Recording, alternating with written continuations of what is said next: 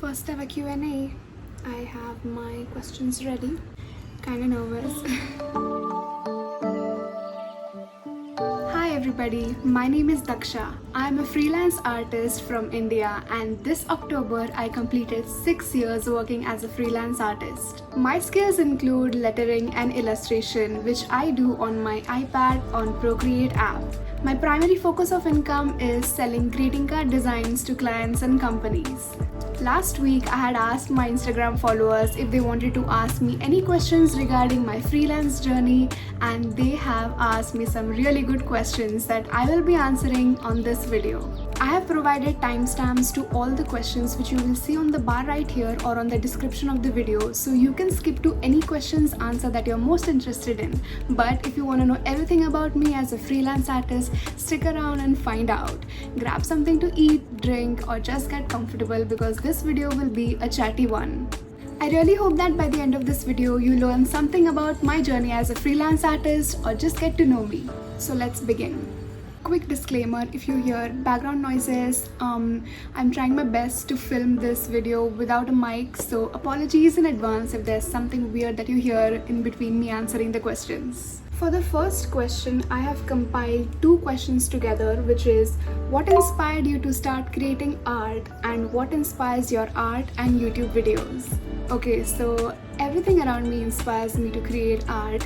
If I go back to my childhood, I had always an interest in colors and creating stuff by hand. So I have had the interest of creating art right from early childhood, but I actually picked it up as a hobby and then a career back in 2017. I feel like I could never become an artist as a career. This is why I used to find myself doodling whenever I had college lectures and even in school. So my interest, when I look back now, is very spread thin throughout my life, and I had the courage to pick it up as a career back in 2018. Things around me, especially nature, flowers. Flowers are a subject that I draw a lot in my art. So I just love looking at nature and drawing something. So what really inspires my YouTube videos is the fact that I get to film something and share it with the world. Something that I'm making in my mind and on paper, and then I get to share it with people like you. And there are people who love to watch my art. That itself is a good inspiration to start with. Next question is, how has this journey been? So October 4th is when I will officially complete 6 years as a freelance artist. So these 6 years have been, if I put it in one word, a roller coaster, as life is. This journey has been overall, in summary, great for me. As I said before, I never thought I could pick up art as a career, and now I get to do that as a freelance full-time artist, and that has just been the biggest blessing of my life. How to get started and any free resources or courses to learn digital art. So the way I actually picked up digital art as a career is by learning online and mostly through free resources. Being in India, it's not typical to choose an art career, so I could not really afford the paid courses that were readily available when I was beginning as an artist. So there are so many resources, free resources online on YouTube itself.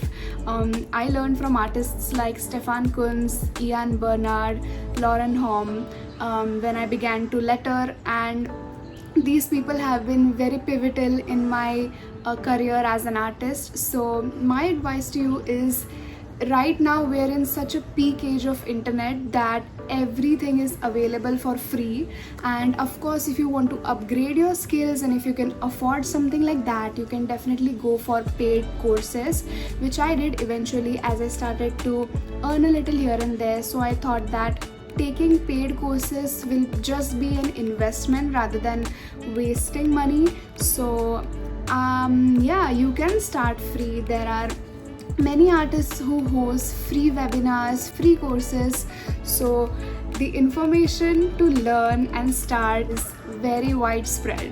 Next question is, when you started freelancing, how did you find your first handful of clients? What are some good ways to find freelance work?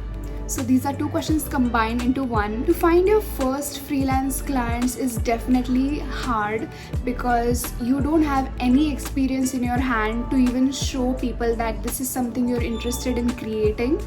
So how I found my first client was just outreaching people.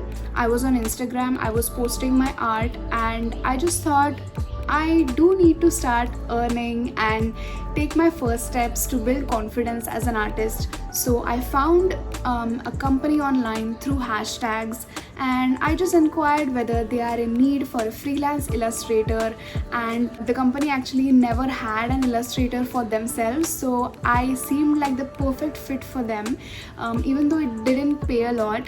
But I was so happy that my first freelance client was found through me, like I actually approached them. So the journey can be different for different artists. Sometimes people find you and sometimes you have to find people.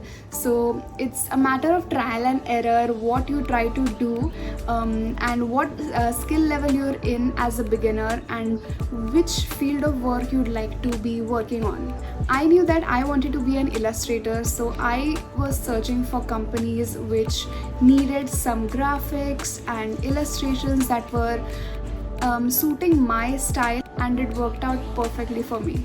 Your first freelance client might be difficult to find, and that is completely okay. I want to assure you that there is something out there for every single artist. Right at the beginning, you might not find the perfect job for yourself. The key is to just get started, and you might hear rejections, and rejections is a part of being a human being. Whether you're applying for any job in the world, you might get rejected, but take that rejection as a yes from someplace else. I just wish that you have the courage, if you are a beginner, to find clients and people that will suit exactly what you are looking to offer. Some good ways to find freelance client is having a handful of artworks that you have created and that you want to create to get paid. I would suggest 6 artworks are perfectly fine, and as a beginner, companies can understand if they're good that you do not have experience, you're just a fresher. So have a handful of illustrations or just anything that you would like to present and submit it to them in a nice PDF format or low resolution JPEGs or images. After you submit that, you can just pitch in about yourself. Don't make the email too long, and you will be good to go. The next question is, how do you deal with procrastination being a freelance artist? Okay, so procrastination is a no-brainer at this point. We are human, and sometimes we want to work really hard, and sometimes we're just not in the mood and we just want to delay whatever we're trying to create. I feel like there are many nuances to procrastination, and you need to really sit with yourself and figure out why is it that you are delaying a certain task that is in front of you. Are you lazy? Are you deep down not really interested in what you're trying to create, or it doesn't excite you? So there are many ways procrastination actually comes up as an artist, and it's not necessarily a bad thing. It can be a chance for you to rest, a chance for you to inspect what you're actually trying to create as an artist. The way I deal with procrastination is sometimes I just let it go. Sometimes I don't do the task at all, and I will pick it up later in the day or later within a week or so. You do feel bad about not doing something. That's just part of being an artist, but don't beat yourself up too much because it's fine as long as it's not directly affecting your career. Next question is how to deal with self-doubt when you're starting out and nobody seems to be interested in what you do. That is such a good question. Now as an intermediate artist, when I look back, there were a lot of moments of self-doubt. In fact, even now, I feel like it doesn't leave you. Moments like self-doubt really help you to give a chance to come out stronger, be more confident. So anyway, to answer the question, I feel like it's not that nobody is interested in what you do. Maybe people are not interested or exactly looking for what you're trying to present as an artist. For example, there might be an art style that you are really confident in, and you pitch it to someone, but they don't seem to respond back, or they just say that this is not what we're looking for. And that is the key right there.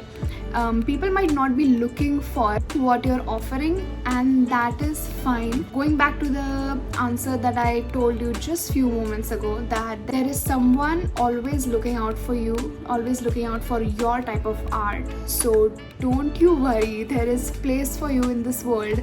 Even though the artist market seems very saturated right now, people are even more showing up as artists online, and the competition is very tough. But I feel like if you find that something unique within you that you can share, your own story, your way of doing things, if you can share that with the world online or Instagram or YouTube, people will be interested in you. Even I feel like I'm an introvert. This is like the first talking video for so long that I'm doing on my channel, and I feel like who wants to know my answers to these random questions? But there are people who submitted these questions. There are like people who are interested in me, and that is the self-assurance that I give myself, and you can do that to yourself as well. Assure yourself that you are an interesting person, even though millions others are doing the same thing as you are. But there is that one unique thing within you that you need to really sit with yourself and find out, and I'm sure people will be interested in you. Just like you, there are many other artists who will hop on and support you. You just need to find the art community that you fit in, and you will be fine. Another compilation of questions which I really love is, how do you manage everything, and were there times when you felt like I don't want this? How I manage everything is, I am a planner girly. I love planning. I love a good to-do list. I have been using planners to do my daily tasks and just accomplish my goals since 2018. I use a planner every single day. I write down what I need to do, and I accomplish them or don't depending on the day. So definitely having a physical list really works for me. And that's how I manage my client work, my personal work on Instagram, my YouTube videos. Everything is planned on a planner, and that's how I manage stuff. Were there times like you felt that I don't want this? Definitely. Openly speaking, this year 2024 was a bummer year. My client work was the slowest until August. It felt like I had a lot of time to think about who I am as an artist and what I want to do in life. There are times when the client work is slow and you really start thinking whether your art is even wanted in this world. And I took all these 8 months to figure out what I want, and starting September, my client work has picked up, and I'm trying new things even for YouTube. I'm trying to show up even more and just help people out as an artist, and this video is just another thing which adds on to my motive to show up better. So yes, there are times when I feel like I don't want this. The thing that I don't want is just the hard part of things. It's not that I don't want to be an artist. In my core, I will always be an artist. But yes, just like we have good days and bad days, there are bad days, and this year was pretty tough for me, but I survived. And since September, even now in October, I am thriving, and that is the life of a freelance artist. You don't have a corporate job and corporate rules where you know that every month you will be earning this much. Every month it fluctuates, and especially as a greeting card designer, I feel like the cards that I sell the most on are these last quarter of the year, because Christmas, Halloween, Thanksgiving, so many topical occasions come up, and my client work really soars high in this time of year. So it's just a matter of balance, and balance may look different to different people. I don't have a set in stone salary every month, so there are slow months and there are really busy months, and I am in the middle of a busy month, which I'm so grateful for. So of course there will be times where I feel like I don't want to show up, and I feel like that's just part of being an artist. This is a controversial, juicy question. How do you get over people saying your prices are too high? And how do you price yourself fairly? Okay, so I have dealt with bad clients and people in general who do not respect art at all. I have shared a couple of stories on Instagram as well, and it is just a part and parcel of being an artist. I think there are people who think that creatives are just some random people who are just drawing on their book and they can just give it to you for free or for like a really low price, but that is not what we want to establish as artists. If you are an artist, price yourself as you feel you are worth. There is no set in stone pricing that comes, because as artists we are unique individuals who offer different types of artwork which can be completed over an hour or days. I cannot give you like a rate that you need to charge this at this point in your career. Look at other artists in your level and feel free to DM them asking, would you mind giving me a range as to how much this thing should be charged? Majority of the time artists are very helpful.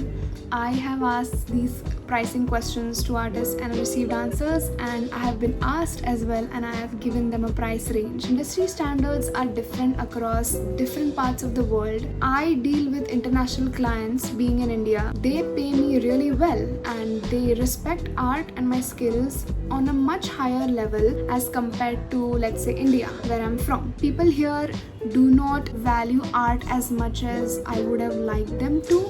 Fair pricing is something you will gain with experience. As a beginner artist back in 2018, I got paid for per illustration rupees 500 only, and right now per illustration I sometimes get paid 40,000 rupees. So it comes with experience, it comes with trial and error. Sometimes you kind of have to work in a low pricing because you really love the project and you would really love it to be on your portfolio, while sometimes there will be a good offer from a really good company but you will have to reject it because they're just not paying well, and that's fine. Just remember to stick up for yourself and do good to the art community, because if one artist is lowering their budget just for the sake of working, it affects other artists as well.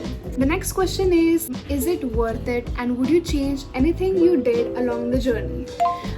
Of course there are things that I would like to change, and the first thing that comes to mind is my relationship with my art. Sometimes I just beat myself down thinking that what are you even doing? Why are you making this art? Nobody wants you and nobody is interested in you. These are the things I have said to myself time and again. Now that I look back at it, I see that the art that I made was really good and it was worth something and it was worth being appreciated. So if there's one thing I would change is the way I would talk to myself as an artist.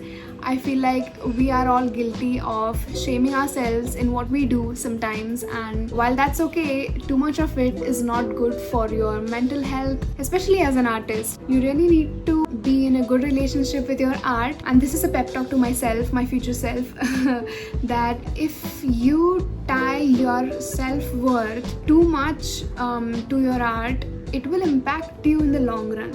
And as an artist, I feel like my art is mine, my baby, and it is difficult to just separate these two aspects of life, but you really need a mechanism in your head to just be able to bounce back when you know that you are trying to go down the rabbit hole of criticizing yourself too much. Is it worth it? Absolutely, it is absolutely worth it. Now I proudly say to other people that I'm a full-time artist. While I get some shocking faces, I feel like my journey all these 6 years has been worth it. The next question is, I wish to have an art YouTube channel. Any advice on starting new in YouTube? My advice would be just start. I know it's cliche and it's pretty boring, but just start. If you go back to my very first video, which is vlogging as an introverted artist, when I look back at the video, I I kind of cringe, and I think cringing at your old work is pretty normal. I feel like as an introvert, I did try to film bits and pieces here and there, and you will of course see the evolution of that video till now. There is a huge difference. That's just the journey. Like, the couple of first videos of yours will be messy, will be imperfect, but through these imperfections, every single video that you produce, you will see improvements. Your main goal to start would be to share your art, and nothing else. Just try to document what you are trying to create and share it with the world. It doesn't have to be the best cinematic video in the world. It just has to be something that you filmed on your phone.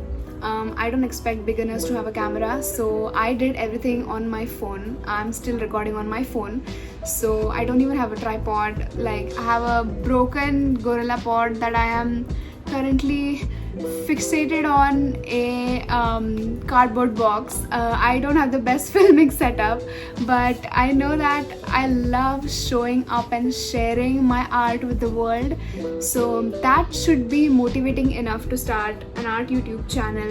What kind of topics you want to go into and what aesthetic you will have is something you will figure out as and when you try. All the videos that you will create, film, edit and upload will just be experiments. With every video, try to improve something from the previous video. The second last question is, what is your video creation process? I love this question. My video creation process usually begins in two ways. First is, I have a plan. I have an artwork that I want to create and I want to share it with the world, so I will plan that this is what I want to create. Like, for example, I want to create a watercolor painting, so I'll create this is what it will be, and I will just take out my camera, which is my phone, and I'll just start filming it.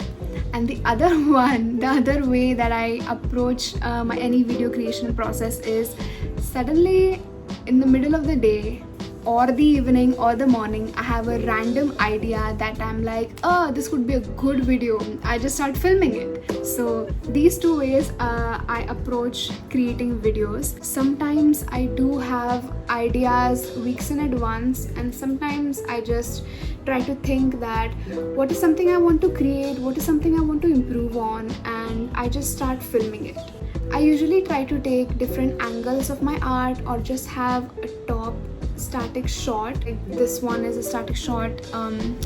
I don't know, I am not a professional but I just love making videos. That is the biggest motivator to create any video, and I just film it and then I edit it on my phone itself. I make the thumbnails on my iPad with some text, then I just package it all together, writing the description, etc., and I just upload it on YouTube.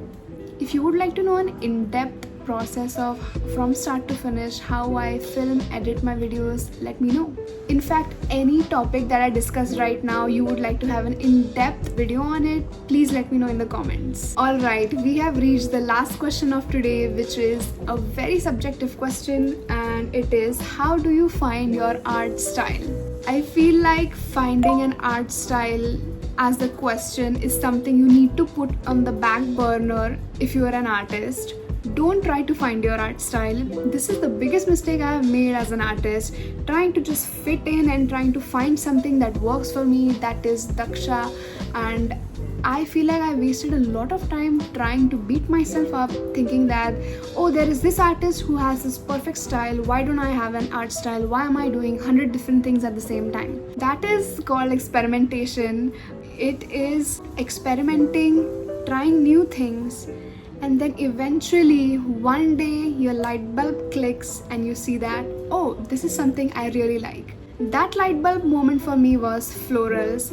I just saw that every illustration I make, I'm trying to make it into a flower or a leaf or just add sparkles around, and that is now part of my art style. And it just clicked on a random day that, oh, okay, this is my art style.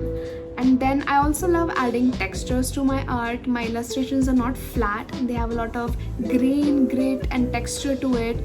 And I just saw that every art that I make, whatever the subject, I am adding textures. So that becomes my art style. Don't try to approach making art as a whole by trying to find your art style.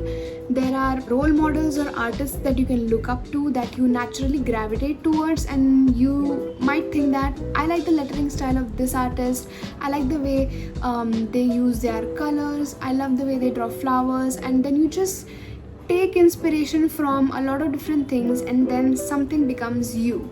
So don't beat yourself up if you don't have an art style. It's completely fine. Just make art. Wow, we have reached the end of the video. That is the most I have talked, and I am high on energy, but I need to go back to my cocoon as an introvert. So thank you so much for sitting till this point of the video. If you did, comment this emoji so that I know that you stuck around till the end. Thank you so much to listen to all of these things that I had to share today. The video might not be the best in audio, apologies for that, but nevertheless I am so excited to be filming my first artist Q&A. Thank you so much if you were one of the people who asked me a question. It means the world to me, and I'm forever grateful for you. I will see you soon in another video. Bye.